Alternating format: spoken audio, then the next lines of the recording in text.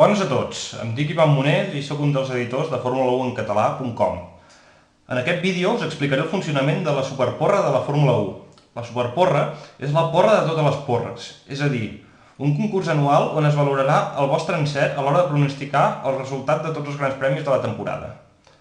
Per accedir a la superporra haureu d'entrar al nostre blog, Formula1encatalà.com, i fer clic a la part esquerra de la vostra pantalla. A continuació accedim a la pàgina de la superporra. Des d'aquesta pàgina podem fer-ho tot, fer pronòstics, registrar-nos, veure on anem de la classificació. El primer que haurem de fer és registrar-nos. Per a fer-ho, sols caldrà omplir el formulari.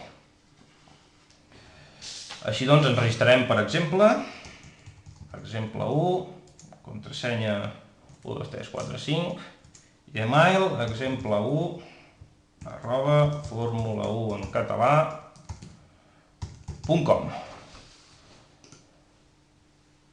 D'aquesta manera ja quedem registrats. No han de fer absolutament res més. Per a fer pronòstics ens caldrà accedir a la part superior de la pàgina.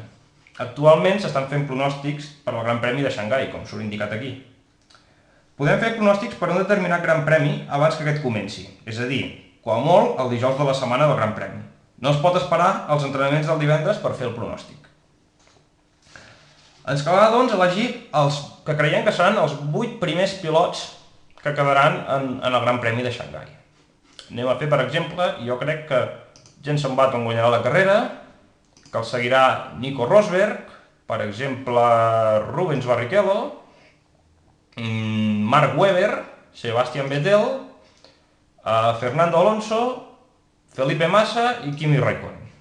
D'aquesta manera elegim els que creiem que són els 8 primers pilots que acabaran la carrera. Amb aquest botó d'aquí podríem tornar a fer el pronòstic si ens hem equivocat en qualsevol moment. Aquí és on hem d'introduir el nostre usuari que acabem de crear. Exemple 1, 1, 2, 3, 4, 5. Quan apretem el botó enviar predicció, la predicció ja queda feta. Si volem fer una nova predicció, tan sols hem de tornar a fer el mateix procediment, òbviament sense registrar un altre usuari. Una vegada hagi acabat el Gran Premi, es comptaran els vots. Es tindrà en compte la classificació que s'haurà obtingut a l'acabar la carrera. Ja sabeu com està el pati, les curses últimament no duren 2 hores, sinó 48. Doncs no, es tindrà en compte els punts obtinguts a l'acabar la carrera. El sistema de puntuació és el mateix que el de la Fórmula 1. Aquí podem veure un exemple. Això és la nostra predicció, el nostre pronòstic que hem fet per a un Gran Premi i aquí han estat els resultats que hi ha hagut amb aquest Gran Premi. Veiem, per exemple, que el Gran Premi l'ha guanyat Jenson Button, que és justament el que havíem marcat nosaltres. Així doncs, guanyarem els punts que corresponen a la primera posició per Jenson Button, és a dir, 10. Però la segona posició ha estat per Nick Heidfeld, quan el meu pronòstic era de Jarno Trulli. Per tant, per la segona posició no guanyaré cap punt. Tampoc ho faré per la tercera, ni per la quarta. Per la cinquena també l'he endevinat, perquè ha estat Rubens Barrichello, que és justament el que havia posat jo. Per tant, guanyaré 4 punts per aquesta posició.